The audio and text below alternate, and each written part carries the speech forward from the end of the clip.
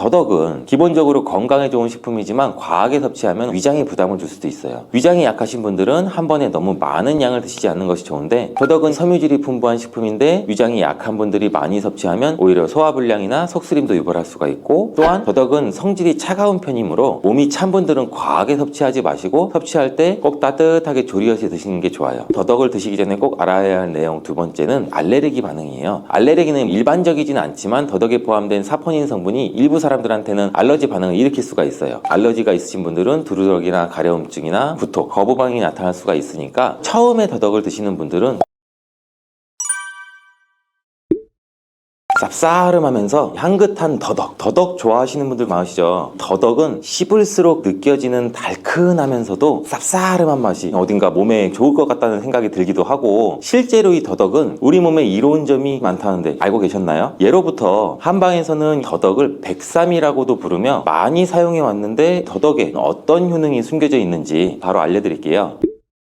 더덕의 놀라운 효능, 첫 번째는 호흡기 건강 개선이에요. 요새 미세먼지나 황사, 환절기, 감기 등으로 인해서 호흡기 건강을 신경 써야 하는 분들이 많으시죠. 밖에 나갔다 들어오면 목이 칼칼해지거나 가래도 계속 생기고 일상생활에 지장을 주는데, 이럴 때 더덕이 호흡기에 좋은 식품이라는 사실 알고 계시나요? 더덕에는 사포닌 성분이 풍부하게 함유되어 있는데, 사포닌 많이 들어보셨죠? 인삼에도 많이 들어가 있는 성분이에요. 더덕에도 사포닌이 많이 들어있어서 이 성분이 기관지 점막을 보호하는 역할을 해줘요. 기관지가 건조하거나 자극을 받아서 목이 아플 때 이 성분이 점막을 촉촉하게 유지해주고 가래도 삭혀주고 기침도 완화하는 데 도움을 줄 수 있죠. 더덕은 진해 거담 작용을 하는 것으로 유명한데, 진해 거담이란 가래를 묽게 만들어서 배출을 돕고 목이 붓거나 염증이 생겼을 때 완화하는 효능이죠. 그래서 예로부터 더덕을 차로 끓여 마시거나 꿀에 재워서 목 건강을 관리하는 데 활용했는데, 평소에 목이 자주 칼칼하거나 쉽게 피로해지시는 분들, 특히 기관지염이나 천식이 있으신 분들이 꾸준히 섭취하면 증상도 완화하는 데 더욱 효과를 볼 수가 있다니 더덕이란 게 참 대단하죠. 이제부터는 환절기에 따뜻한 더덕차를 마시면서 목 관리해보시는 거 어떠세요? 더덕의 두 번째 효능은 바로 면역력 증진이에요. 건강한 몸을 유지하려면 무엇보다 면역력이 가장 중요한 거 아시죠? 특히 나이가 들어갈수록 면역력 관리를 꾸준히 해주시는 게 중요한데, 마시는 더덕이 면역력을 강화하는데 탁월한 효과가 있다는 사실 알고 계시나요? 더덕에 풍부한 사포닌 성분은 면역력을 높이는 데 중요한 역할을 하는데, 이 사포닌은 우리 몸에서 항산화 작용을 해서 노화의 원인 중 하나인 활성산소를 제거해서 우리 몸의 면역세포를 활성화시켜서 각종 질병을 예방하는 데 도움을 주죠. 더덕의 사포닌은 특히 감기나 독감 같은 바이러스 감염을 예방하는 데 효과적이고, 더덕에는 비타민C와 같은 항산화 성분도 풍부하게 들어있어요. 항산화 성분으로 유명한 비타민C 영양제로도 섭취하시는 분들이 많으실 텐데, 이 성분들은 우리 몸의 세포를 보호하고 노화를 늦추는 데도 중요한 역할을 해줄 뿐 아니라 활성산소로부터 세포를 보호하고 피부 건강에도 도움을 주고 면역력을 전반적으로 높여주는 효과도 있죠. 또한 더덕에는 이눌린이라는 성분이 풍부하게 들어있는데, 이 성분은 장내 기능에 도움이 되는 유익균의 성장을 돕고 장 건강을 개선하는 데 도움을 줘요. 장이 건강해야 우리 몸의 면역력이 높아지는 것도 아시죠? 그러니 더덕을 꾸준하게 섭취하면 소화도 잘 되면서 면역력도 강화될 수 있고, 더덕이 참 신통방통하죠. 더덕의 놀라운 효능 그 세 번째는 치매 예방 효과예요. 이 더덕과 치매, 뭔가 연결이 안 된다고 생각하시는 분들도 있으시죠? 더덕의 사포닌 성분 중 라스마사이드 성분이 치매 예방에 도움을 주는데, 이 사포닌은 인삼, 홍삼 등에서도 발견되는 유효 성분인데 면역력 강화와 항산화 작용을 하는 것으로 잘 알려져 있죠. 하지만 더덕 속의 라스마사이드는 뇌 건강과 신경 보호에 탁월한 효능을 가진 것으로 밝혀졌어요. 알츠하이머병, 즉 치매는 뇌 속의 베타 아밀로이드 단백질이 과도하게 축적되면서 신경세포가 손상되고, 이에 따라 기억력이 점점 감퇴하게 되는 무서운 질환인데, 연구에 따르면 라스마사이드 성분이 신경세포의 손상을 억제하고 신경세포 간의 연결을 촉진하는 데 도움을 줄 수 있어 치매 예방에 중요한 역할을 한다고 해요. 치매의 주요 원인 중 하나는 바로 이 산화 스트레스와 염증 반응인데, 우리 몸에는 활성산소가 지속적으로 증가해서 쌓이면 뇌세포를 손상시키고 염증을 유발할 수가 있죠. 이 상황이 악화되면 치매를 유발하게 될 수가 있는 거죠. 그런데 더덕의 라스마사이드는 강력한 항산화 작용을 통해서 이러한 활성산소를 제거하는 데 도움을 주고, 또한 이 신경세포에서 발생하는 염증을 억제해서 뇌 건강을 보호하는 역할도 하죠. 더덕의 효능 놀랍죠? 기억력이 감퇴하고 있다고 생각이 드시거나 뇌 건강이 걱정되시는 분들은 이제부터라도 더덕을 꼭 챙겨 드시는 것도 중요한 습관이겠죠. 향긋한 더덕의 효능 네 번째는 당뇨 당뇨 예방이에요. 당뇨는 혈당 조절이 어려워지는 질환으로 한번 발병하면 꾸준한 관리가 필수적인 질병이죠. 모든 질환은 걸리면 안 되지만 그중에 특히 당뇨는 절대 걸리면 안 되는 질환 중 하나라고 의사 선생님분들께서도 입을 모아 말씀하시기도 하시죠. 근데 다행히도 더덕이 당뇨 예방에 큰 도움을 줄 수 있다는 사실도 있어요. 더덕에는 사포닌이 풍부하게 함유되어 있다고 했잖아요. 이 사포닌 성분이 혈당이 급격히 오르거나 떨어지는 것을 막아주는 거죠. 혈당 조절에도 도움을 주는데 특히 이 인슐린 분비를 촉진하는 역할도 하기 때문에 혈당 관리가 필요한 분들에게는 더덕이 최고의 식재료라고 할 수가 있죠. 뿐만 아니라 더덕에는 식이섬유 또한 풍부한데, 식이섬유는 장에서 당의 흡수를 천천히 이루어지도록 도와줘서 혈당이 급격하게 상승하는 것을 막아줘요. 이렇게 혈당이 천천히 올라가게 되면 인슐린이 과도하게 분비가 되는 것을 막을 수 있기 때문에 당뇨병 예방에도 도움을 될 수가 있죠. 더덕이 이렇게 많은 효능이 있다니 놀랍지 않으세요? 그렇다면 이렇게 좋은 더덕 어떻게 섭취하면 또 효과를 극대화할 수가 있을까요? 더덕을 이용한 추천 요리 방법과 더덕의 효능을 배로 끌어올려줄 궁합이 잘 맞는 음식까지 알려드릴게요.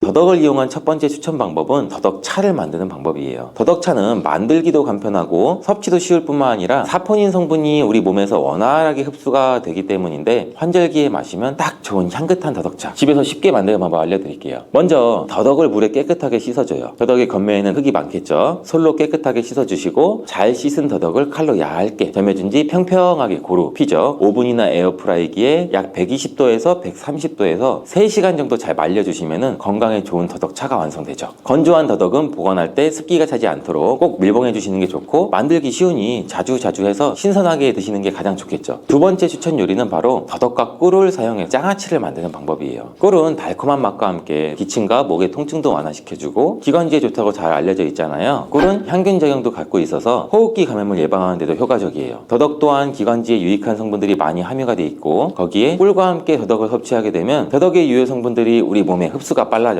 이 조합은 기관지를 위한 최고의 조합이라고 해도 과언이 아니에요. 그럼 더덕꿀 장아찌 재료와 만드는 방법 바로 알려드릴게요. 재료는 더덕 한 뿌리, 꿀 2큰술, 간장 2큰술, 식초 1큰술, 마늘 1쪽. 더덕을 깨끗하게 씻어서 껍질을 벗긴 더덕을 얇게 썰고 마늘도 얇게 다져서 준비해주세요. 이제 더덕을 담은 용기에 꿀 2큰술, 간장 2큰술, 식초 1큰술 넣고 잘 섞어준 뒤 다진 마늘을 넣고 모든 재료를 잘 섞어야겠죠. 이 상태에서 하루 정도 숙성시키면 더덕의 향과 꿀의 달콤함이 잘 어우러지면서 맛있는 더덕 꿀 장아찌가 완성돼요. 더덕의 향긋함, 꿀의 달콤함, 장아찌의 새콤함이 잘 어울려서 입맛을 돋게 하는 반찬으로 밥 한 공기가 뚝딱이에요. 이번에 소개할 요리법은 더덕과 된장을 이용한 더덕 된장국이에요. 된장은 콩을 발효시켜서 만든 유익균인 프로바이오틱스가 풍부해서 장 건강에 좋고 소화 촉진에도 좋잖아요. 더덕과 된장의 궁합은 정말 훌륭한데, 이 조합은 서로 영양 성분을 보완해주고 한 번에 식이섬유, 단백질, 미네랄, 비타민 등의 영양소를 다양하게 섭취할 수가 있죠. 또한 더덕의 사포닌과 된장의 프로바이오틱스는 소화 건강과 면역력을 강화하는 데 도움을 주고 건강에도 좋아요. 맛 또한 두말하면 입 아프게 맛있는 조합이니 꼭 한번 해보시는 것을 추천드려요. 그럼 맛있는 더덕 된장국 만드는 방법 간단하게 알려드릴게요. 이 재료는 더덕 한 뿌리, 된장 2큰술, 대파 1대, 마늘 2쪽, 육수는 500ml, 두부는 반모 정도. 먼저 깨끗하게 씻은 더덕을 얇게 썰어주시고 대파는 송송 썰어주시고 마늘은 다져서, 두부는 먹기 좋은 한입 크기로 잘라주시고 냄비에 육수를 준비하고 끓기 시작하면 된장을 풀어야겠죠. 된장이 잘 풀어지면 더덕과 마늘, 대파, 두부를 넣고 중불에서 약 10분 정도 끓여주세요. 간을 보고 간이 부족하면 소금으로 간을 맞춰주시면 완성이에요. 영양가가 풍부하고 소화가 잘 되는 더덕 된장국도 자주 만들어 드시면 건강에 많은 도움이 될 거죠. 맛도 건강에도 최고인 더덕. 더덕이 이렇게 좋은 효능을 가지고 있지만 과하게 섭취하거나 특정 체질을 가진 분들한테는 오히려 독으로 작용할 수 있다는 사실 알고 계세요?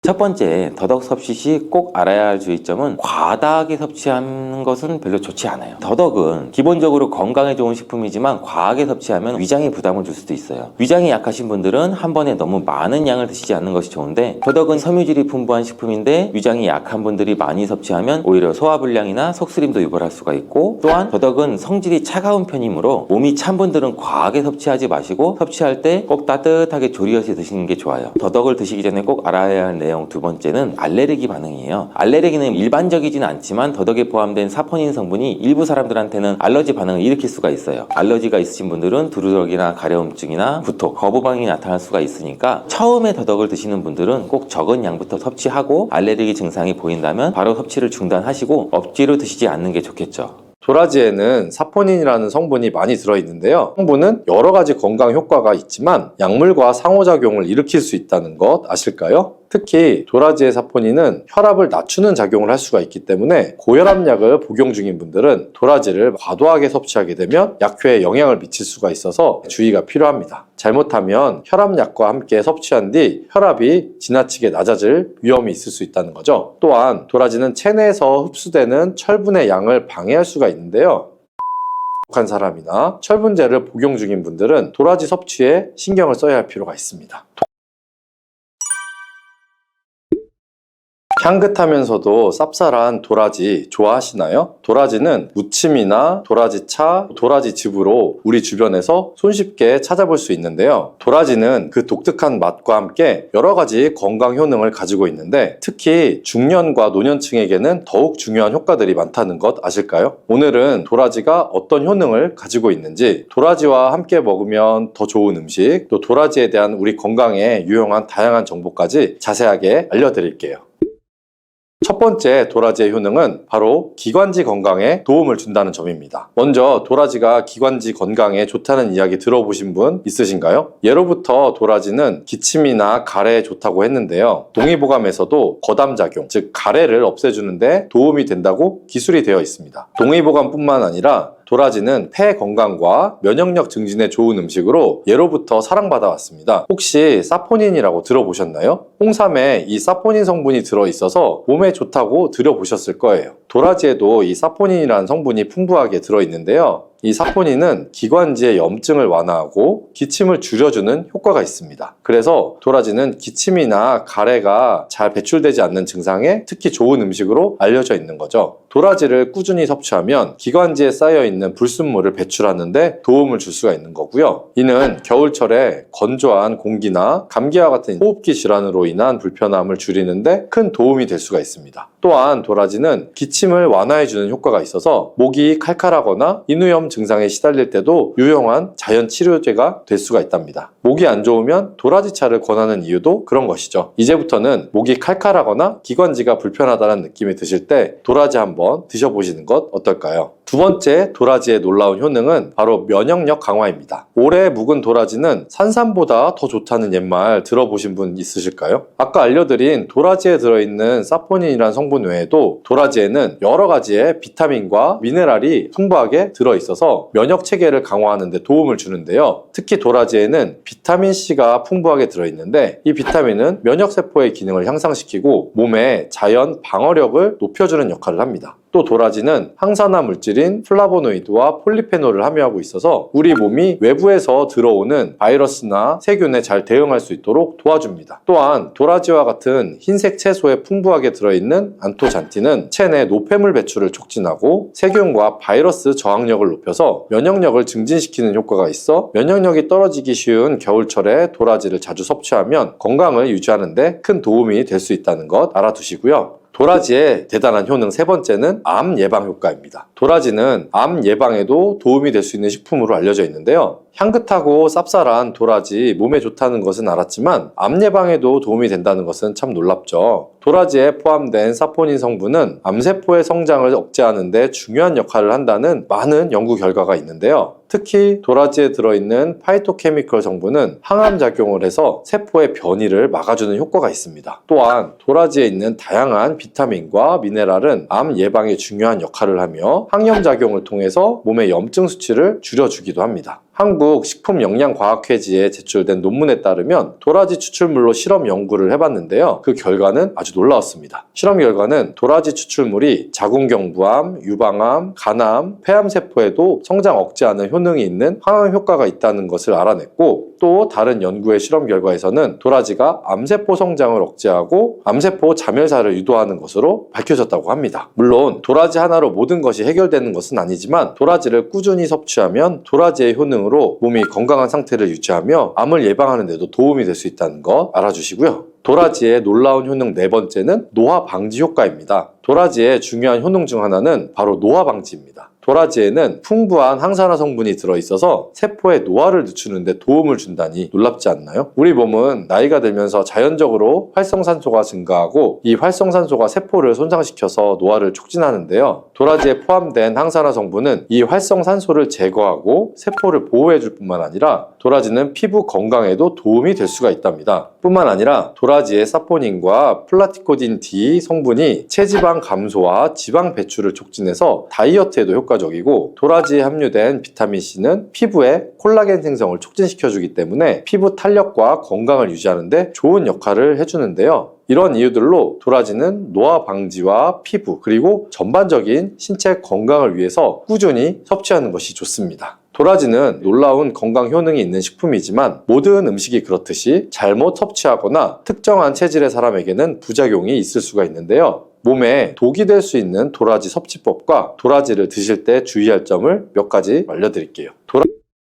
도라지가 독이 될 수도 있는 첫 번째, 바로 도라지와 약물의 상호작용입니다. 도라지에는 사포닌이라는 성분이 많이 들어있는데요. 이 성분은 여러 가지 건강 효과가 있지만 약물과 상호작용을 일으킬 수 있다는 것 아실까요? 특히 도라지의 사포닌은 혈압을 낮추는 작용을 할 수가 있기 때문에 고혈압약을 복용 중인 분들은 도라지를 과도하게 섭취하게 되면 약효에 영향을 미칠 수가 있어서 주의가 필요합니다. 잘못하면 혈압약과 함께 섭취한 뒤 혈압이 지나치게 낮아질 위험이 있을 수 있다는 거죠. 또한 도라지는 체내에서 흡수되는 철분의 양을 방해할 수가 있는데요. 철분이 부족한 사람이나 철분제를 복용 중인 분들은 도라지 섭취에 신경을 써야 할 필요가 있습니다. 도라지를 섭취할 때는 철분 보충제나 기타 약물을 복용하는 시간을 두고 섭취하는 것을 기억해 주시고요. 도라지 섭취할 때 주의할 점 두 번째는 바로 소화 기능이 약한 사람의 섭취입니다. 도라지가 소화에 안 좋다니 놀라셨나요? 소화 기능이 약한 사람들은 도라지 섭취에 주의해야 하는데요. 도라지는 섬유질이 풍부해서 소화를 촉진하는 데 도움을 줄 수가 있지만 소화가 약한 사람에게는 오히려 자극을 줄 수가 있기 때문인데요. 도라지를 좀 과하게 섭취하면 위장이 민감한 사람들은 배탈이 나거나 또 설사를 경험할 수가 있고, 또한 도라지에 들어있는 사포닌이 위벽을 자극할 수가 있기 때문에 위염이나 위장장애가 있는 분들은 도라지 섭취를 자제하거나 적은 양으로 시작하는 것이 좋습니다. 또한 도라지는 차가운 성질을 가지고 있어서 찬 음식을 잘 소화하지 못하는 체질의 사람들에게는 문제가 될 수 있는데요. 특히 몸이 차가운 성질을 가진 분들이 도라지를 과도하게 섭취하면 위장이 자극을 받아 소화불량이나 복통을 일으킬 수가 있습니다. 체질에 맞지 않는 음식을 먹으면 소화기관에 무리가 가기 때문에 도라지의 섭취는 체질에 맞는 사람에게는 건강에 아주 좋지만, 만약 평소에 찬 성질의 음식을 자주 피하고 있다면 도라지를 섭취하기 전에 체질에 맞는지 한번 점검해 보시면 좋고요. 체질에 잘 맞지 않다면 도라지의 효능을 제대로 누리기가 어려울 수가 있기 때문입니다. 소화 기능이 약한 사람들은 처음에는 소량을 섭취해보고 그 후에는 반응을 살펴보면서 양을 조절하는 것이 중요하고요. 도라지를 끓여서 차처럼 마시거나 다른 음식과 함께 섭취하면 소화에 부담을 덜어줄 수가 있으니까 소화기관이 약하신 분들은 이런 방법을 꼭 고려해 보시면 좋겠습니다. 도라지를 먹을 때 궁합이 좋은 음식들과 함께 섭취하면 그 효능을 더욱 극대화할 수 있다는 것 아실까요? 이 음식들을 도라지와 함께 섭취하면 서로의 효능을 보완하고 건강에 좋은 영향을 미칠 수가 있다는데요. 그럼 어떤 음식이 도라지와 잘 어울리는지 궁금하신가요? 도라지와 함께 먹으면 좋은 음식들을 바로 소개해 드릴게요. 첫 번째로 찰떡궁합은 도라지와 사과입니다. 도라지와 사과는 궁합이 정말 좋은 음식이라는 거 아셨을까요? 사과에는 비타민C와 식이섬유가 풍부하게 들어있는데요. 이 성분들이 도라지와 함께 섭취하면 서로 시너지 효과를 낼 수가 있습니다. 도라지가 가진 항산화 성분과 비타민C, 그리고 사과가 가지고 있는 비타민과 여러 영양 성분들이 결합하면 면역력 강화에 큰 도움이 되며 특히 겨울철 감기 예방에 아주 효과적입니다. 사과는 소화에도 도움이 되는 음식인데 도라지와 함께 섭취하면 소화 불량을 예방하는 데에도 좋습니다. 또한 사과의 달콤한 맛이 도라지의 쌉싸름한 맛을 완화시켜 주어서 맛도 좋게 즐길 수가 있고요. 그래서 도라지를 사과와 함께 갈아서 먹거나 혹은 도라지 차에 사과 조각을 넣어서 먹는 것도 좋은 방법이니까 한번 드셔보시기 바랍니다. 도라지와 함께 먹기 좋은 두 번째 추천할 음식은 바로 배입니다. 배와 도라지의 궁합은 아주 유명하죠. 배는 도라지와 함께 섭취할 때 기관지의 건강을 더욱 강화할 수 있는 음식인데요. 배는 수분이 풍부하고 기침을 완화하는 데 효과적인 성분을 가지고 있습니다. 또한 배에 들어있는 비타민과 미네랄은 도라지의 효능을 더 잘 흡수할 수 있게 도와준답니다. 도라지와 배를 함께 섭취하면 기침을 줄이고 기관지 건강을 보호하는 데 큰 도움이 될 수 있다는데요. 배와 도라지를 함께 넣고 끓여서 차로 마시면 감기 예방과 기침 완화에 효과적이고 몸을 따뜻하게 해주는 효능도 있습니다. 또한 영양뿐만 아니라 배의 달콤함이 도라지의 쌉싸름한 맛을 부드럽게 해주어서 맛있게 즐길 수가 있답니다. 특히 쌀쌀한 겨울철 배와 도라지를 함께 드시면 맛도 좋고 몸에도 보양만큼 좋으니 꼭 챙겨 드셔야겠죠. 도라지와 환상의 짝꿍 세 번째는 바로 생강입니다. 생강은 차가운 성질을 가진 도라지를 따뜻하게 만들어주는 음식으로 도라지와 함께 섭취하면 몸을 따뜻하게 하고 소화 기능을 도와주는데요. 생강은 위장을 자극해서 소화를 촉진하고 몸에 쌓인 노폐물을 배출하는 데 효과적이죠. 특히 도라지와 생강을 함께 끓여서 차로 마시면 겨울철에 몸을 따뜻하게 해주고 면역력을 강화하는 데도 아주 좋습니다. 생강은 혈액순환을 도와주고 염증을 감소시키는 효과가 있어서 도라지의 효능을 더욱 잘 살려준답니다. 이 두 가지를 함께 섭취하면 감기 예방뿐만 아니라 체내에 쌓인 독소를 배출하는 데에도 큰 도움이 되니까 도라지와 생강을 함께 우려서 차로 한번 마셔보세요. 도라지와 찰떡궁합인 음식이 있으면 도라지와 궁합이 좋지 않은 식품도 있겠죠. 도라지의 효능을 제대로 누리기 위해서는 음식의 궁합도 신경을 써야 하는데요. 도라지와 함께 먹을 때 피해야 할 식품들을 바로 소개해 드릴게요. 첫 번째로 피해야 할 음식은 바로 돼지고기입니다. 돼지고기는 기름기가 많고 소화가 잘 안 되는 고기 중에 하나인데 도라지와 함께 섭취하면 소화불량을 일으킬 수 있다는 거 모르셨죠? 도라지의 효능이 잘 전달이 되려면 소화가 잘 되어야 하는데 돼지고기와 도라지를 함께 먹으면 도라지에 들어있는 유효 성분들이 제대로 흡수되지 않을 수가 있는데요. 그래서 도라지와 돼지고기는 함께 먹지 않는 것이 좋습니다. 또한 돼지고기는 기름기가 많아 과하게 섭취할 경우에는 혈중 콜레스테롤 수치를 높일 수가 있기 때문에 도라지의 건강 효과를 온전히 누리기 위해서는 돼지고기와 함께 먹지 않는 것이 좋답니다. 두 번째로 궁합이 좋지 않은 음식은 바로 술입니다. 술은 도라지와 함께 먹으면 그 효능이 상쇄될 수 있다는 거 아셨나요? 시중에 도라지로 만든 도라지주도 나와 있기는 하는데요. 하지만 사실 건강에는 술과 도라지를 함께 섭취하는 것이 좋지는 않습니다. 술을 마시면 간에서 해독작용을 하게 되는데요. 도라지에 있는 성분들이 간에 부담을 줄 수가 있기 때문에 술을 마신 후 도라지를 섭취하면 간에 과하게 부담을 줄 수가 있어서 같이 드시는 것은 좋지가 않습니다. 또한 술은 면역력에 좋지 않은 영향을 미칠 수 있기 때문에 면역력을 강화하려는 목적으로 도라지를 섭취하는 경우에는 꼭 술 드시는 것을 피하셔야겠죠. 자, 이렇게 좋은 무도 드실 때 주의하셔야 하는 분들이 있는데요. 바로 갑상선 질환이 있는 분들입니다. 왜냐하면 무에 들어있는 고이트로젠이라는 성분 때문이에요. 처음 들어보시는 분들이 많을 텐데요. 이 성분들은 요오드가 우리 몸 안으로 체내 흡수되는 것을 억제하고 갑상선 호르몬이 생성되는 것을 방해하기 때문이에요. 그래서 갑상선 기능 저하증이 있는 분들이 이 고이트로젠을 많이 드시게 되면 그 증상이 악화가 될 수 있습니다. 겨울 무를 드시면 도대체 어떤 효능이 있을까요? 겨울무는 조직 자체가 치밀하고 단맛도 좋으면서 약성 또한 강한 특징이 있는데요. 그렇다면 그 효과를 한번 알아보겠습니다.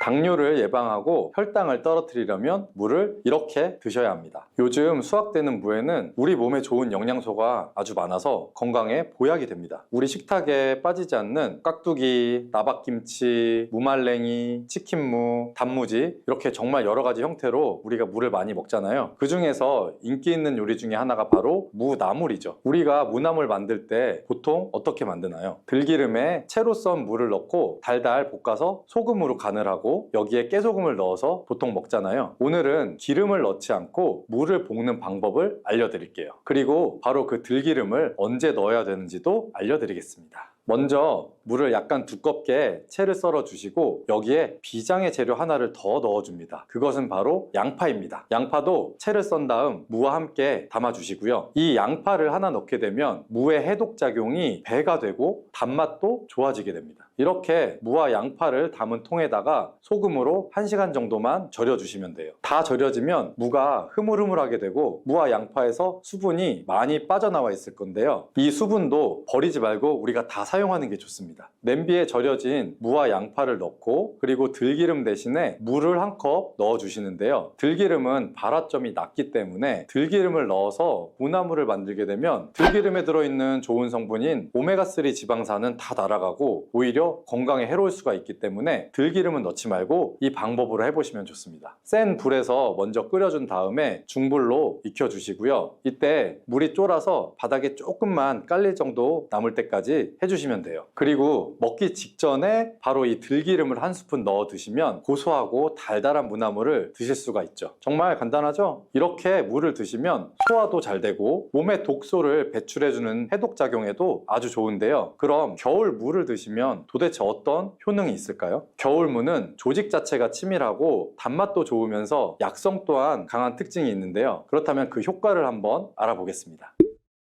첫 번째는 기침을 멈추게 하고 가래를 묽게 해서 쉽게 배출되도록 도와주는 건데요. 우리가 무를 생으로 그냥 먹으면 알싸한 매운맛이 있죠. 이 바로 매운맛이 무에 들어있는 시니그린이라는 성분 때문인데요. 이 시니그린의 효능이 바로 호흡기의 점막을 자극해서 점액 분비를 촉진해 주는 겁니다. 이렇게 점액이 나와 호흡기에 붙어있는 가래를 묽게 만들어서 쉽게 배출되도록 도와주는 거고요. 이뿐 아니라 점막이 호흡기 외벽을 보호해서 각종 세균이나 감기 바이러스 등이 쉽게 우리 몸으로 침투하지 못하게끔 보호해주는 효과도 있습니다. 우리가 보통 병원에서 처방받아서 먹는 감기약과는 좀 다르게 무는 기관지가 본연의 역할을 잘 할 수 있도록 회복시키고 유지시켜준다는 좋은 점이 있는 겁니다. 이런 효능 때문에 가래나 기침 등의 이제 감기로부터 우리 몸을 보호하고 회복시킬 수가 있는 거고요. 그러면 특별히 이 기침, 가래 증상, 그리고 호흡기에 도움이 되도록 물을 먹는 방법을 한 가지 알려드릴게요. 그건 물을 바로 주스로 만들어서 마시면 되는데요. 이때 무와 배를 함께 사용하시면 됩니다. 겨울에 감기에 걸렸을 때 우리가 배숙을 만들어서 마시기도 하잖아요. 배 자체에도 염증을 가라앉혀주고 기침을 먹게 해주는 효능이 있기 때문인데요. 이런 배와 물을 함께 드시게 되면 겨울에 건조했던 기관지가 촉촉해져서 기침도 줄여주고 가래를 묽게 해서 몸 밖으로 배출하기가 쉬워지게 돼요. 또 무와 배는 열을 내려주는 효능이 있기 때문에 기관지염이나 편도선염, 후두염 이런 목에서 오는 열감을 완화시키는 데에도 도움을 줄 수가 있습니다. 이걸 만드는 방법은 무와 배를 약 1:1의 비율로 섞어서 믹서기에 넣고 갈아주시면 되는데 한 가지 주의할 점이 무에는 초록색 부분이 있고 흰색 부분이 있죠. 이 중에서 흰색 부분은 매운맛이 좀 더 강하고 초록색 부분은 단맛이 조금 더 좋습니다. 그래서 우리가 주스를 만들 때에는 초록색 부분을 사용하시는 것을 추천드립니다. 그리고 무와 배의 껍질도 꼭 함께 갈아주시면 좋은데요. 왜냐하면 속살보다 껍질에 더 많은 플라보노이드 성분이 함유되어 있기 때문이에요. 배에 있는 씨만 제거하시고 믹서기에 넣고 갈아주신 다음 그대로 마시면 되는데요. 만약에 이게 너무 걸쭉해서 마시기가 힘들면 면포에 좀 걸러주신 다음에 드시면 마시기 좋습니다. 자, 두 번째 무의 효능은 바로 소화에 좋은 건데요. 우리가 천연 소화제라고 하면 떠오르는 것이 바로 이 무입니다. 왜냐하면 무 안에는 전분을 분해하는 아밀라제와 디아스타제가 풍부하고 단백질을 분해해주는 효소인 프로테아제도 많이 들어있어서 우리가 고기를 먹을 때도 이 무를 같이 먹으면 정말 좋은 음식이 되거든요. 김장을 하고 나서 돼지고기 삶은 다음에 우리가 수육 많이 하죠. 이때 이 김장김치 그리고 남은 무를 가지고 양념을 더해서 무김치를 만들어 수육과 함께 먹을 수 있죠. 이렇게 드시는 게 무의 단백질 소화 요소인 프로테아제 덕분에 정말 좋은 음식의 궁합을 만들게 되는 거예요. 또 무에는 탄수화물을 분해하는 디아스타제라는 효소가 아주 많이 들어있거든요. 우리나라의 주식이 뭐죠? 바로 쌀이죠. 우리가 쌀밥을 먹을 때 무로 만든 반찬을 드시는 게 그래서 좋은 방법이 될 수가 있는데요. 나이가 들면 보통 몸에서 나오는 소화 효소 자체가 좀 줄어들 수밖에 없어요. 그래서 나이가 들수록 무로 만든 반찬을 많이 드시는 게 도움이 됩니다. 근데 이 무에 함유된 이 효소들은 열에 좀 약하기 때문에 무의 소화 효소를 섭취하려면 사실 열을 가하지 않은 생으로 드시는 게 더 좋기는 해요. 동치미나 깍두기가 정말 안성맞춤이 되겠죠. 그리고 무에는 지방을 분해하는 효소인 에스터라제가 가치가 아주 풍부한데요. 우리가 집에서 흔히 많이 먹는 야식 중에 치킨이 있죠. 이 치킨 배달을 시키면 치킨무가 꼭 같이 오죠. 바로 지방이 많은 치킨을 먹을 때 무를 함께 드시면 입안도 아주 깔끔해지고 소화도 잘 되겠죠. 그리고 세 번째 무의 효능은 혈관 건강에 좋다는 건데요. 무에는 식이섬유가 풍부해서 장 건강에 도움을 줄 뿐 아니라 혈관 건강에도 도움을 주는데요. 바로 이 식이섬유가 체내의 콜레스테롤을 흡착시켜서 체외로 배출시켜 주므로 혈관 내 노폐물을 제거하고 혈액순환을 원활하게 도와주는 겁니다. 또 비타민C도 풍부하게 함유되어 있는데요. 이 무의 비타민C는 항산화 작용이 좋기 때문에 혈관 내에 활성산소를 제거해주고 혈관벽을 튼튼하게 해주는데도 도움을 줍니다. 그리고 무에는 칼륨이 함유되어 있는데 칼륨의 대표적인 효과가 바로 나트륨을 배출하는 겁니다. 혈관 내 나트륨은 우리 몸의 혈압 상승이랑 직접적으로 관련이 되는데 무를 꾸준히 섭취함으로써 혈관 내 나트륨을 몸 밖으로 배출시켜서 혈압을 낮추고 심혈관 질환을 예방하는 데에도 도움을 줍니다. 그리고 엽산 또한 무에 풍부하게 함유되어 있는데요. 이 엽산이 혈관에 염증을 억제해 줄 수 있고 혈전 생성을 막아주는 역할을 해줄 수가 있습니다. 이만하면 무가 혈관 건강에 정말 특효약이나 다름없죠. 그리고 네 번째 무의 효능은 바로 해독작용인데요. 무에는 베타인이라는 성분이 아주 풍부합니다. 들어보신 분도 있을 텐데 이 베타인은 간의 해독작용을 도와주고 소변으로 독성을 배출하게 해주는 기능이 있습니다. 그리고 무에는 식물성의 유황성분이 함유가 되어 있는데 이 식물성의 유황성분은 미세먼지로부터 오염된 중금속이 우리 몸에 들어올 때 여러 가지의 독성들을 해독해주는 효과가 있습니다. 또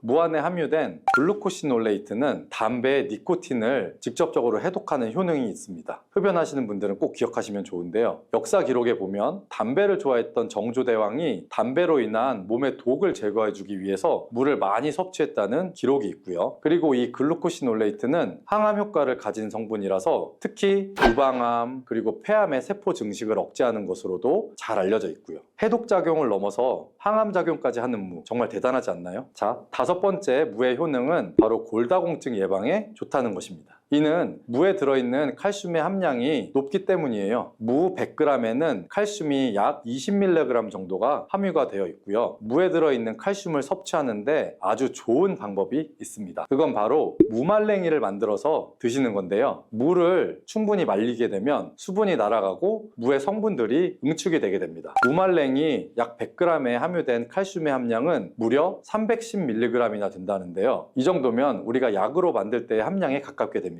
나이가 들면서 뼈에서 칼슘이 빠져나가서 골밀도가 점점 낮아지고 골다공증이 발병을 하게 되죠. 이 골다공증은 나이 드신 분들에게 특히 위험한 병입니다. 왜냐하면 나이 드신 분들에게 만약에 골반에 골절이 생기게 되면 65세 이상은 약 30%가 1년 내에 사망할 수 있고 80세 이상은 약 50%가 2개월 내에 사망을 할 수가 있기 때문입니다. 그래서 중년 이후에 이 뼈에 대한 관리는 매우 중요합니다. 보통 하루 칼슘의 권장 섭취량은 약 1000mg 정도인데요. 무말랭이를 400g 정도 드시면 하루에 칼슘 섭취량을 충분히 섭취하게 될 수 있는 겁니다. 우리가 칼슘을 섭취할 때 중요한 요소 중에 하나는 바로 먹는 것뿐만 아니라 몸에 직접적으로 흡수가 되어야 한다는 건데요. 칼슘은 기본적으로 몸에 잘 흡수가 되지 않는 성분이라서 이 흡수를 위해 필요한 물질들이 있는데 그 중에 하나가 바로 비타민 D입니다. 요즘에 비타민 D를 따로 챙겨서 드시는 분들 정말 많은데요. 바로 이 무말랭이에 비타민 D가 아주 풍부하게 함유되어 있습니다. 그래서 무말랭이가 골다공증 예방에도 정말 좋은 이유가 되는 거죠. 이 무말랭이를 먹는 좋은 방법이 하나 있는데요. 바로 무말랭이 차로 만들어서 먹는 겁니다. 무말랭이를 기름을 두르지 않은 팬에 볶아주시면 갈색으로 변하게 되는데요. 이렇게 볶아진 무말랭이를 차로 잘 우린 다음에 마시면 되는 겁니다. 무말랭이에 열을 가해서 갈색으로 변할 때 더 많은 항산화 물질들이 생성이 되고요. 이렇게 생긴 항산화 물질들이 몸 안에 염증과 활성산소를 제거하여 주게 됩니다. 이 활성산소들은 우리 몸의 뼈와 관절에도 염증을 일으킬 수가 있기 때문에 뼈의 건강을 위해서도 이런 염증을 줄여주는 것이 아주 중요합니다. 6번째 무의 효능은 바로 당뇨를 예방하는데 도움을 준다는 건데요. 미국 당뇨병 협회에서는 당뇨를 예방하기 위해서 물을 매일 섭취하라고 권고를 하고 있습니다. 탄수화물을 우리가 섭취하게 되면 탄수화물이 당으로 변해서 우리 몸의 혈당 지수가 올라가게 되는데요. 이렇게 혈당 지수를 올라가는데 관여하는 호르몬이 바로 글루카곤입니다. 우리가 물을 섭취하게 되면 이 글루카곤의 기능을 억제해 줄 수가 있는데요. 혈당을 올리는 글루카곤의 효능이 제한되기 때문에 혈당 조절에 도움을 주는 겁니다. 무에는 이렇게 많은 효능이 있습니다. 그리고 함께 드시면 무의 효능을 극대화할 수 있는 음식이 있습니다.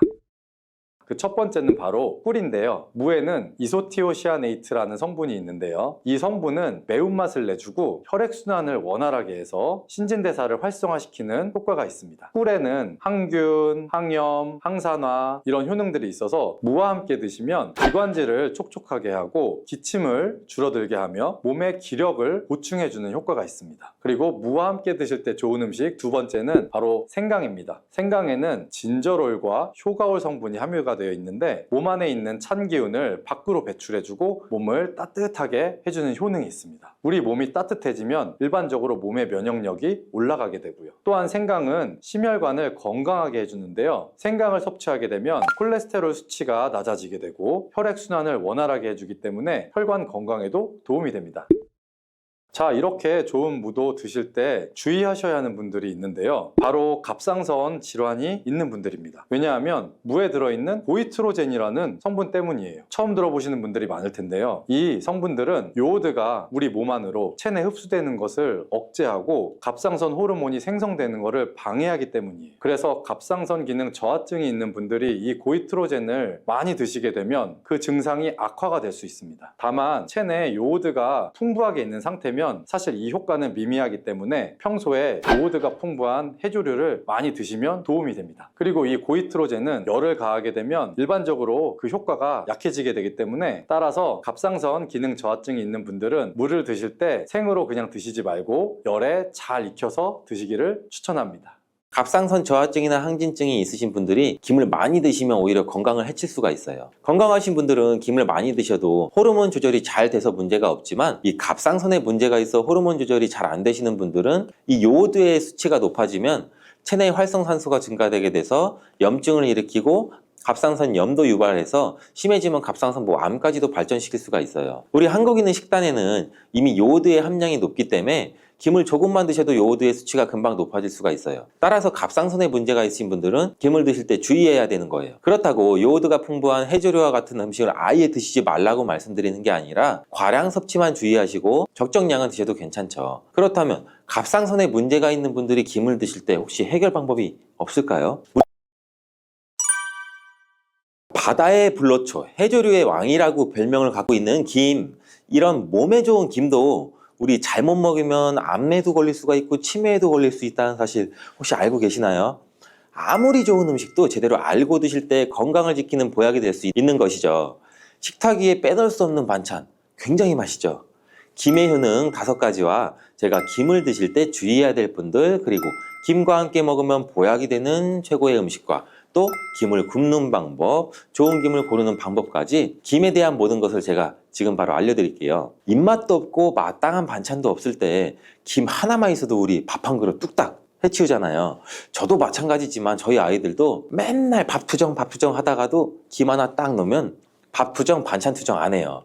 이렇게 밥 반찬으로 최고지만 요즘 전 세계에서 우리나라 문화에 열광을 하면서 K-팝, K-음식도 모든 K가 지금 난리잖아요. 우리나라 음식에도 굉장히 관심이 많죠. 특히 최근에는 바로 이 김에 대한 관심도 굉장히 높아졌는데 냉동김밥이 또 어마어마하게 많이 팔리면서 김에 대한 인기도 높아져서 과자처럼 간식으로 김을 많이 먹고 있다고 해요. 전 세계적으로 선풍적인 인기를 끌고 있는 김은 첫 번째 효능은 바로 이 뇌를 건강하게 해서 치매를 예방하는 데 좋다는 거예요. 김에는 뇌신경을 활성화시키는 비타민 B1과 B2가 풍부하게 들어있는데 이 비타민들이 뇌세포의 건강을 유지하고 신경전달 물질을 생성하는 데 도움을 줘서 기억력을 향상시키고 또 우리 뇌를 계속해서 이렇게 활성화시켜줘요.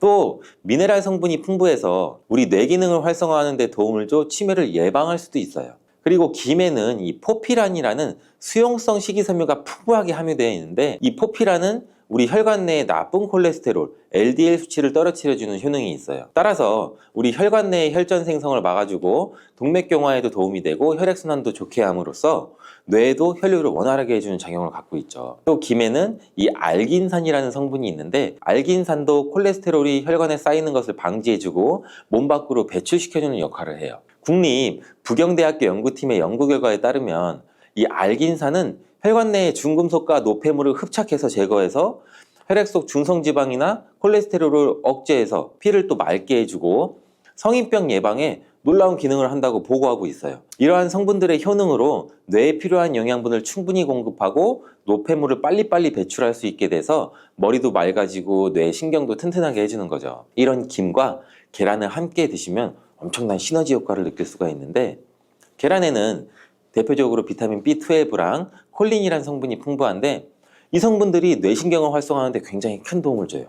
그 이유를 살펴보면 콜린은 이 뇌의 신경 시스템에서 중요한 역할을 하는 이 아세틸콜린이라는 물질의 주성분인데 아세틸콜린은 신경 전달 물질이에요.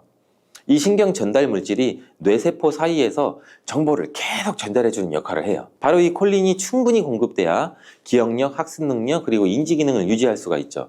그래서 이제 기억력 감퇴나 뇌 건강에 좋은 이 건강기능 같은 식품을 보면은 아세틸콜린과 이제 콜린을 주성분으로 한 건강기능 식품도 많이 나와 있고 의약품도 많이 나와 있죠. 이뿐 아니라 김은 계란에 부족한 비타민 C를 보충해주고 계란은 김에 부족한 비타민 D를 보충해줘서 서로가 정말 잘 어울리는 식품이 되는 거죠. 계란과 김이 만나면 정말 뇌 기능에 필요한 보약이나 다름없다고 볼 수 있는데 이 김의 두 번째 효능은 또 식물성 단백질을 공급한다는 거예요. 이 김에 함유된 단백질의 양은 소고기보다 많은데 소고기가 단백질이 풍부하다고 알고 계시잖아요. 소고기 100g당 약 단백질의 함량은 약 20g 정도고 김 100g당 단백질의 함량은 약 30g 정도라고 해요. 소고기보다 김의 단백질이 더 많이 들어있다니 굉장히 놀라운 사실이죠. 마른 김 5장에는 계란 1개에 함유된 단백질의 양이 들어있다고 해요. 그런데 이 단백질에 식물성 단백질과 동물성 단백질이잖아요. 이 둘을 함께 먹일 때 더욱 흡수가 잘 돼서 건강에 좋은데 김과 계란을 함께 먹을 수 있는 좋은 방법도 한 가지 알려드릴게요. 김 계란말이는 우리 정말 많이들 해 드시잖아요. 반찬으로 만들어 먹기도 편하고 맛도 좋아 많이 드시는데 그것 말고 계란 김전을 하나 알려드릴게요. 먼저 이 김을 먹기 좋은 크기로 잘라주시고 한쪽에 놓아줘요. 적당한 용기에 계란을 깨주시고 속은 한 꼬집으로 약간 간을 해줘요. 그리고 이 계란을 젓가락으로 살살 풀어주죠. 이제 김 2장을 포개서 계란물을 앞뒤로 잘 묻혀준 다음 기름을 두른 팬에 부쳐주면 돼요. 이게 끝이에요. 이렇게 김과 계란을 함께 드시면 맛도 정말 좋더라고요. 저도 이제 간혹 해먹는데 이렇게 드시면 맛도 좋고 건강도 챙길 수 있는 밥상위에 단백질을 풍부하게 섭취하는 보약이 될 수가 있죠. 세 번째, 김의 효능은 항산화 작용이에요. 몸 안에 활성산소가 많아지게 되면 이 활성산소가 우리 몸에 전신에 있는 세포를 공격해서 노화시킬 뿐 아니라 또 암세포를 변이도 일으켜요. 암을 발생하기도 하는데 김에는 이런 활성산소를 제거시켜 줄 수 있는 강력한 항산화 물질인 베타카로틴이 풍부하게 함유가 되어 있어요. 이 대표적인 항산화 물질인 베타카로틴은 당근에도 많이 함유되어 있다고 많이들 알고 계시잖아요. 당근보다 오히려 김에 이 베타카로틴이 훨씬 더 많이 함유가 되어 있어요. 당근 100g에는 약 5,516mg의 베타카로틴이 함유되어 있고 이 김 100g에는 무려 22,500mg이나 함유가 되어 있대요. 당근보다 약 4배 정도 많은 이 베타카로틴이 함유가 되어 있는 것인데 굉장히 놀랍죠. 이 베타카로틴은 우리 몸속에서 비타민 A로 전환되는 물질이에요. 비타민 A 하면 어떤 게 생각나세요? 바로 생각하신 그거 맞아요. 눈이죠. 비타민 A는 시력을 보호하고 야맹증을 예방하는 데 도움이 되죠. 김에 단백질이 많이 함유되어 있다고 했잖아요. 이 단백질이 비타민 A와 만나면 로놉신이라는 성분이 생성되는데 이 로놉신이 시력을 보호하고 야맹증을 예방하는 역할을 하는 거예요. 이 당근이 눈 건강에 좋다고 많이들 드시는데 당근보다도 김에 더 많이 함유가 되어 있다는 사실도 꼭 한번 기억해 주시길 바래요. 이 네 번째 김의 효능은 골다공증 예방에 도움을 준다는 거예요. 김에는 칼슘도 풍부하게 함유되어 있어요. 칼슘 하면 떠오르는 식품이 있죠. 바로 우유인데 우유 100g에는 칼슘이 약 110mg 정도 함유되어 있고 김 100g에는 칼슘이 490mg 정도나 함유가 되어 있대요. 김에는 우유보다 무려 4배나 많은 칼슘이 함유가 되어 있죠. 나이가 들면서 특히 여성분들이 골다공증 발병률이 굉장히 높아 힘든 경우가 많은데 저희 어머니도 골밀도가 낮아서 병원에서 이 골다공증 처방약을 받아 드세요. 주변에도 중년의 나이를 넘으시고 폐경 이후에 계신 분들이 오히려 골다공증 발생 확률이 굉장히 높은데 우리나라 사람들의 이 부족한 영양소가 바로 칼슘이어서 이런 현상이 많이 나타나는 거예요. 칼슘이 부족하면 뼈가 약해지고 점점 골밀도가 낮아져서 골다공증이 발병하는 건데 김에 함유된 칼슘은 특히 우리 몸에 흡수가 잘 돼서 정말 좋아요. 우유보다 4배나 많은 칼슘을 가지고 있는 김을 평소에 충분히 드신다면 골다공증 예방에도 도움을 받을 수가 있죠. 김을 드실 때 먹는 방법을 알고 드시는 것도 좋겠죠. 이 김의 영양소를 잘 흡수할 수 있도록 먹는 방법이 있는데 김을 구울 때 보통 어떻게 하시나요? 보통 기름을 김에 바르고 불에 구워 드시잖아요. 그렇게 하시면 안 돼요. 이 마른 김을 아무것도 바르지 않은 달궈진 팬 앞에 앞뒤로 5초씩 살짝 먼저 구운 다음에 그 다음 들기름을 발라 드시면 돼요. 순서가 바뀐 거죠. 김에 열을 가하게 되면 김에 함유된 영양소는 체내 흡수율이 높아져요. 근데 들기름을 굽기 전에 바르지 않고 구운 후에 바르는 이유는 들기름은 바른 채로 굽게 되면 오히려 들기름이 산패돼서 건강을 해칠 수가 있어요. 열을 가하지 않은 들기름을 바르면 들기름의 불포화 지방산이 또 혈관을 깨끗하게 해주는 데 도움을 줄 수 있어서 더욱더 건강한 식사를 하실 수가 있죠. 5번째 김의 효능은 이 당뇨를 완화시키는 데 도움을 줄 수 있다는 거예요. 당뇨병이 있으신 분들은 당뇨약을 드시게 되면 비타민 B12가 결핍된 분들은 굉장히 많은데 그래서 이렇게 대학병원 앞에서 처방을 이렇게 받다 보면은 당뇨약과 비타민 B12 의약품을 함께 처방한 경우도 많아요. 이 비타민 B12가 작용하는 게 굉장히 많은데 당뇨 환자들은 일단 기본적으로 피가 걸쭉걸쭉해지는 효과를 갖고 있기 때문에 혈액순환이 잘 안 돼요. 그래서 이제 발끝, 손끝 거기에 해당하는 질환이 굉장히 많은데 그걸로 인해서 이제 말초신경 질환이 같이 발생할 수가 있죠. 그래서 비타민 B12를 같이 처방을 해주는 이유인데 이 김에 바로 비타민 B12가 풍부하게 함유되어 있어 당뇨병으로 인한 이 말초연관 증상을 완화시키는 데도 굉장히 큰 도움을 줄 수가 있어요. 2017년 한국식품과학회지에 실려있는 연구에서 당뇨 환자들이 김을 섭취하면 또 혈당 수치를 낮추는 데도 도움이 된다고 보고했고요. 이는 김에 함유된 비타민 B12 때문이라고 밝혀졌어요. 당뇨 환자는 비타민 B12가 결핍되기 쉬운데 이 비타민 B12는 고기에 보통 많이 함유가 되어 있어요. 당뇨 환자의 식단은 또 채식인 경우가 많아서 이 영양소를 섭취할 수 있는 기회가 또 적어지는데 이 당뇨 환자에게 처방되는 메트포르민 성분의 계열의 약 성분들의 약물이 또 비타민 B12의 흡수도 방해해서 이 성분이 결핍될 가능성은 더욱 높아지죠. 이 당뇨 환자들은 고혈당으로 인해서 또 신경이 많이 손상되는데 이 때문에 손발끝이 저리거나 통증이 오는 신경합병증도 많이 발생되죠. 이 증상을 완화시키고 신경이 손상되지 않도록 보호해주는 역할을 비타민 B12가 또 해주죠. 이런 이유로 당뇨 환자는 비타민 B12의 섭취를 신경 써서 해주는 것이 굉장히 좋지만 말씀드린 대로 육류 식단은 또 당뇨 환자의 식단에 잘 들어가 있지 않기 때문에 비타민 B12가 풍부한 김을 섭취하는 게 당뇨 환자의 정말 좋은 대안이 될 수 있는 거예요. 비타민 B12의 하루 권장 섭취량은 약 2.4 마이크로그램인데 이는 자르지 않은 김 한 장만으로 섭취해도 충분히 섭취할 수 있는 양이에요. 당뇨가 있는 분들이라면 오늘부터 식사하실 때 김을 꼭 드셔야겠죠. 다만 시중에 판매되는 조미김은 기름에 구워지고 그 기름이 산패될 가능성이 높아서 오히려 건강에 해로울 수 있으니 알려드린 대로 마른 김에 기름을 바르지 않고 달궈진 팬에 살짝 구워 드시길 추천드려요. 그런데 이렇게 평소에 많이 드시고 계신데 잘못 드시면 건강을 해칠 수도 있다는 사실 알고 계신가요? 특별히 갑상선이 약하신 분들은 김을 섭취하는데 주의하셔야 돼요. 갑상선은 우리 몸에서 가장 중요한 내분비 기관 중 하나인데 갑상선은 이 목 부분 기관지 아래에 위치한 나비 모양의 내분비 기관이에요. 중요한 여러 기능을 하지만 그 중에서도 특별히 대사율을 조절하는 기능을 해요. 갑상선에서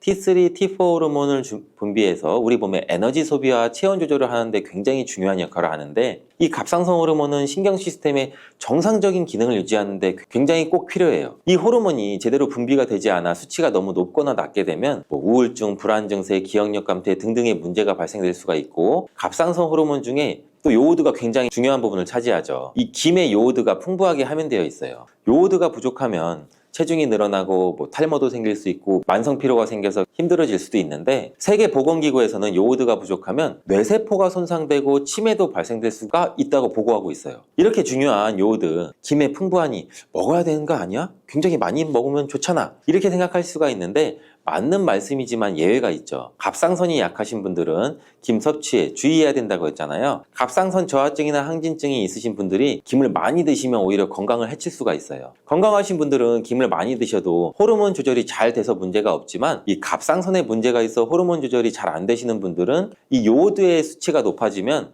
체내 활성산소가 증가되게 돼서 염증을 일으키고 갑상선 염도 유발해서 심해지면 갑상선 암까지도 발전시킬 수가 있어요. 우리 한국인의 식단에는 이미 요오드의 함량이 높기 때문에 김을 조금만 드셔도 요오드의 수치가 금방 높아질 수가 있어요. 따라서 갑상선에 문제가 있으신 분들은 김을 드실 때 주의해야 되는 거예요. 그렇다고 요오드가 풍부한 해조류와 같은 음식을 아예 드시지 말라고 말씀드리는 게 아니라 과량 섭취만 주의하시고 적정량은 드셔도 괜찮죠. 그렇다면 갑상선에 문제가 있는 분들이 김을 드실 때 혹시 해결 방법이 없을까요? 물론 도움을 줄 수 있는 게 있죠. 그것은 바로 마늘과 함께 드시는 거예요. 대표적인 강력한 항암식품이 마늘이잖아요. 이 마늘에는 셀레늄이란 성분이 풍부해요. 이 셀레늄은 다량의 요오드로 인해 발생되는 활성산소로부터 갑상선을 보호하는 역할을 하게 되는 거예요. 그래서 우리 흔히 건강기능식품 기능성 원료로서 유해산소로부터 세포를 보호하는 작용을 한다는 효능을 가지고 있다고 우리나라 식약처에서도 셀레늄에 대한 성분을 인정해주고 있죠.